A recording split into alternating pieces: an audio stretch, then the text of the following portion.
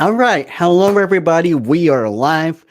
Happy Tuesday. So, listen, today we're going to talk about a very, very important topic. And we're going to talk about three jobs that you have to quit in tech immediately. But also, listen, we just have to have an honest conversation, okay? Like I feel like my live streams and my content has been like motivational, inspirational. I share a lot of strategies, but like we never really talk about the real issues in a way. So, and I think we need to fix that. I think we need to fix that. And today we're going to talk about it. So, if it is the first time we are connecting, if you've never been to my live stream, my name is Eugene. I'm a coach in tech, and I work with iOS developers, other software developers, and I help them. I help them to put their name on the map and really to be the go-to expert where people can recognize their specialties when people know them as the go-to engineers in their network. So this is what I do. So as y'all joining, we are like today we are in for a very honest conversation. Okay, for a very very honest conversation. um um, Tell me where you're watching me from. Say hello. Tell me when you're watching me from. It's also a networking opportunity for everybody. It's a good networking opportunity for everybody because people are reporting that people were connecting, people were finding new opportunities, stuff like that, and you are one connection away from making your next big career move. So, keep your comments coming, keep your questions coming. Um, and let's get started. So, the first job, the first job that you need to quit immediately in tech is a PR reviewer. Yes, you heard me right. PR reviewer. So, like, first of all, like, if like, what is PR? PR is a pull request, like PR reviewer, in PR. When it's a part of coding job, it's a part of software development job, and I'm not saying that reviewing PR is wrong, but I want to address a very, very, very important issue that is going on in tech. So, if you are a software developer who reviews all of the PRs, majority of them. Meaning, if you don't review those PRs, nobody else will. If you don't review those PRs, if you don't do those code reviews, nobody else will. And you have other software developers. You need to stop that, and you need to have a conversation with your team. You might be thinking, but my team depends on me to do PR reviews, because if I don't do it, nobody does. But here's the thing: it's not like just a corporate talk. Because listen, I work with so many teams that PR reviews always, like, there's always an issue with PR reviews, because there's always one developer or two developers who constantly do PR reviews, and the rest of the team is just not participating. But here's the problem with that. First of all, um, what is code review? Code review is when you ensure that people committing and people adding high quality code to the code base. When people committing high quality code to the code base. And if you are the only person who reviews that code, then it's not about high quality code anymore. It's about the quality that what you think is a high quality code. And this is the danger. Like, what you should do instead, you should, like, if you want to be the leader in your team, if you want to empower your team instead of enabling your team, if you want to empower your team, you need to have an honest conversation with your team that nobody is reviewing PR, and you need to come out with rules, right? Like, and I don't know, I work at teams where everybody must review two PRs a day, something like that. And um, when you have that honest conversation, you should act on your own word. You should act on those rules. You review what you need to review. You review two, like if you decide on two, you review two PRs. If you decide on three PRs, whatever, whenever the team decided. Because until you act on your leadership, until you act on your leadership, nobody else will follow you because people know, oh, I don't know, like Eugene, John, Marcus, Richard, like, oh, they're on their high horse again. Like, yeah, we know, we need to review code, but like, we're so busy and like you do it so well. Like, no, like you need to act on your word. You need to act on your work. So, but what happened then? Like, yes, there will be a slowdown because people gonna wait and see if you're gonna act on it. But when you are acting on your own rules, either you will expose an issue in your team that people don't know how to review code, and this is again, this is where your leadership shows up. This is where your expertise shows up as a as a leader, and you don't have to be a senior and you don't have to be a senior engineer, you don't have to be a principal engineer, you don't have to be a tech lead to take the initiative. It's not about the title. Leadership is not about the title. Leadership is how you show up for your team. So like that, this is important. So leadership is how you act on your own word, how you show up for your team. So but then you can show your teammates how to review your code, how to follow the process effectively. And it doesn't take long for other people to learn how to review code. Because what you don't want to happen, you don't want to be the only person who is responsible for code base. Because when shit hits the fan, people are going to blame you because you approved that PR, because you said yes, because you overlooked that.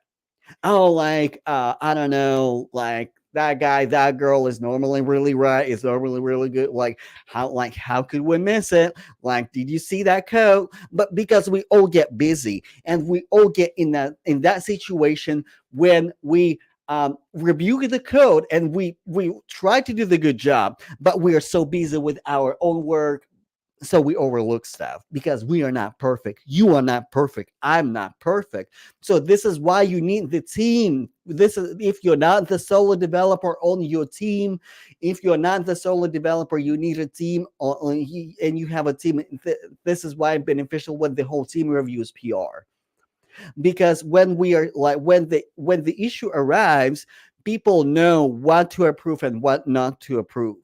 Stuff like it's super important. So if you are the solo developer who reviews every single PR, if you are that senior person who approves, who gives final approval for code review, you need to and there are other people, because sometimes you are the only developer, then there's nothing much you can do about it but just review your code. But when there are other people on your team who who can review code, who should review code, who should learn how to review code, you need to lift them up, and you need to start encouraging them to do that. Yes, there will be a slowdown in code review process because people are not used to when people act on their own word. People are not used to that. People think that you're talking just to talk. So like this is one thing. And Billy pointed out that, yeah, acting on your word, great insight, Eugene. Thank you, thank you, Billy, for showing up to my live stream. I appreciate you. So another job that you should quit immediately in tech is quiet coder. Listen, quiet. Somebody is going to get offended right now. I guarantee somebody's going to get offended right now. Who is a quiet coder? A quiet coder, and like the wording is intentional. A quiet coder is a person who does the job they're not necessarily being fired for not doing the job, but a quiet coder is the person who does the job, but they never show up their initiative. They're never speak up. They're never like they're not acting and they're not working as an engineer. They're working as a coder. Like they kind of learn how to follow the patterns in the code base. Maybe they work on an intern at the company and they kind of learn how to work in that code base and they keep coding quietly without any initiative, without raising their hand, without reviewing the PRs the way it should be done. And when I say it should be done, it's not just yes, approve, it's providing feedback, asking questions, asking why we do things in a certain way. So it's a quiet coder. And quiet coders, they normally don't understand the code base well. They don't act they don't act as engineers because they don't understand the code base well. And what happens with that, and I see that a lot in the industry. What happens with that, um, people just people just coast through their career as as a developer, as coders, but then when there is a when there's when they get stuck in a promotion stage, like nobody sees you because you don't show up. When there's a career emergency happens, like layoff, we've seen a lot of layoffs, and a lot of software developers who are not used to showing up, who are not used to speaking up, who are not used to sharing their expertise, not just online but with their own teams, uh, they have really difficult time re-entering workforce because they're not really good at what they do, and not because they're not really good at what they do, because they didn't take the initiative to to keep up with the technical skills. They didn't take the initiative to be the engineer. Like you can either actively learn, actively participate in your success, actively participate in code base, actively learn, ask questions, collaborate with others, or you can just sit there quietly, do your job, do bare minimum, and when the next opportunity, when it's time for you to make career moves, it's a difficult time to make career moves. You either make lateral career moves, you move laterally, like you were mid level, you move to mid level. You were closer to like junior, you move to closer to junior, or you are not making leaps in your pay, in regards to your pay or in your responsibility, or you're only performing entry level task, super easy task, and you need to stop doing that immediately, because what happens, like if you're not intentional about your career, if you're not intentional about your expertise, eventually your expertise will be obsolete, or you won't be able to speak to your expertise. And it really doesn't matter what the title is, like it can be a senior developer, because like there are a lot of burnt out senior developers who become quiet coders. They rather not participate in anything, and just kind of do the job, get paid, go home. And also, when it comes to mid-level developers, and it is more so you're not stepping out of your comfort zone. Yes, speaking up can be uncomfortable. Yes, showing up as an expert can be uncomfortable. Yes, like putting yourself out there, out there for your team, out there for your network on LinkedIn, out there on social media, and actually speaking about your craft can be very uncomfortable.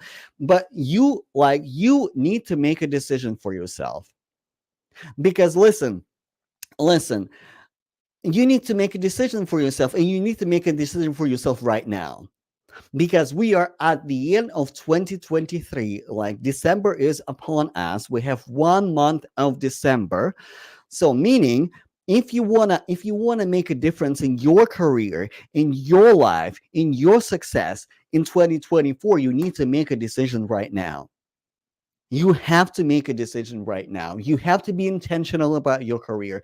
You have to be intentional about what you learn. You have to be intentional showing up for your team. You have to be intentional showing up as an expert. You have to be intentional, like picking up those technical skills that you might be behind. But like, technical skills is normally not the problem. It's a consistency and persistence. When you're persistent and consistent with your work, with your practice, then you can make next career moves. And quiet coders, they normally not good at it. They normally not good at consistency. They normally not good at putting yourself out there. Listen, and this is the problem in tech. People in tech, software developers, iOS developers, front end developers, back end developers, you name it, they're not good at people skills, at engineering, and being an engineer who actually breaks down the problem, actually introduces the solution, actually claims their expertise. And that is super important. And you need to start acting now, because here's a timeline. And I will come back to that timeline in my future live stream as well. But here's a timeline. So right now, we have emergency hiring a lot, right? Because if there's a position posted like right now, it's either they're looking to close it like right away, or at least like early January. Then in January, there's a new budget. There might be new hiring, but you only have a um, short window to be in that search, so to speak, because when spring and summer hits, everything is going to slow down. Everybody is going to go on vacation, whatnot. Hiring normally slows down during summer. Then we have like September surge, right? Like, or like this September was rather September sprinkle, but we saw more positions, right? But then we have September hiring, and after September hiring, again, it's a very short window. After September hiring is done, there's the holidays, and holidays again, career like everything slows down during holiday. If you haven't been intentional about your career up until now is the time to act. Now is the time to be responsible for your career. Because, right, listen, um like you might have an illusion that you have enough time to figure out, but really, like, you also need to consider like those like phases that the job market is going through, especially when the job market is on the tougher end, on the more competitive end. Everything counts. Every month counts. Every month counts. So another job that you need to quit is a QA tester if it is not your title. If QA tester is not your title, you need to quit that job immediately. What do I mean by that? Like, listen, I used to be a QA tester. It was my title. I was doing test automation, and I have deep respect for QA testers. Um, they're great people. They're great engineers. But if you're not a QA tester, if it's not your job description, and if it is not your title, but you are the only person who will go back and test everything, that you will go back and saves the day, that will go back and make sure that everything that everything is working and nobody else is doing it, the team is not responsible for quality, again, you need to quit doing that. Not just because it is, you put yourself in a more dangerous position, because again, like, if you're not a QA tester, Again, if it is not the skill that you have, you will miss important stuff, you will miss important bugs. And listen, software developers don't know how to test. It's just the fact. It's just the facts. Software developers don't know how to test. And software developers cannot test their own code. Period. I'm ex QA tester. I used to be QA, and as a developer, I can't test my own code. I will miss things. People constantly bring things to me like, hey, Eugene, you missed that, you missed that, you missed that, because I can test my own stuff, period. But when you are a QA tester for your team and the team is not participating in quality, um, there's an issue there. There's a huge quality component that your team is not addressing. Either you're not doing really good job like placing automated tests as much as possible when it's possible, or like your team doesn't understand the need and the importance of quality assurance department or QA tester as a role, because it is a full-time job. It is a full-time job. QA tester is a full-time job. And if your team is not like, and I understand, like for like in startups, for example, it can be like money issue. You simply don't have the budget for QA testers. But if you do, there's a gap. And when you stop doing that, like then team can realize that they can deploy something really dangerous out there that they shouldn't have deploy, and they probably realize that they need QA testers, and higher management will try to figure out how to address QA test, like the issue with QA testers, and how to hire high quality qualified QA testers for the team. But if you are the only person who is responsible for quality in your organization, in your code, in your code base for your product, you should stop that doing immediately and address that with a bigger team. All right. So let me know in the chat. Do you have any questions? Like, as we talk about a lot today. Hey, like we talk about the code review, the quiet coders, the QA testers, and those are like those are issues that aren't out there in tech, and those are things that like we can be doing. But like, if you want to be like, if you want to show up as a leader, like this is what we need to like, this is what we need to fix collectively. And when you show initiative and when you start those conversations, you're putting yourself closer on like you're bringing your visibility up. You're putting yourself on the map, and you're addressing very important issues, and you are demonstrating your leadership. So thank you so much for being here. Also, the career, like I have a coaching program, Career Legacy. So if you want to develop your leadership skills, if you want to be the go-to expert, if you need help with your career, with showing up as a leader, stop being quiet coder, stop being that QA tester, and really influence your team. The link is in the comment or in the comments for this live stream. The link is also in my bio, and you can also send me a DM. And and again, like I said, if you haven't been intentional about your tech career, right now is the time to move. Right now is the time to act on it. So let me know if you have questions in the chat, either about my program or about what we talked about. And also, like, was it useful for anybody? Like, did it speak to you? Like, well, what spoke to you out the on out? I can speak today. What spoke to you out of this live stream today? So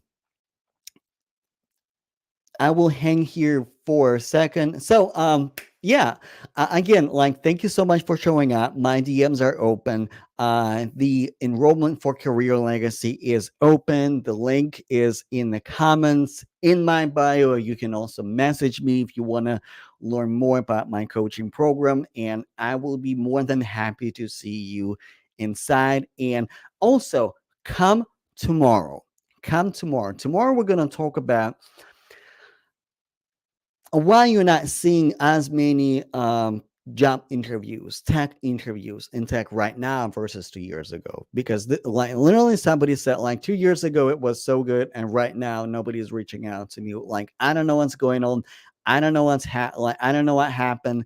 Um, so we're going to talk about it, and we're going to talk about what you can potentially do about it as well. So again, thank you so much for hanging out with me, and I will see you tomorrow. Bye, y'all.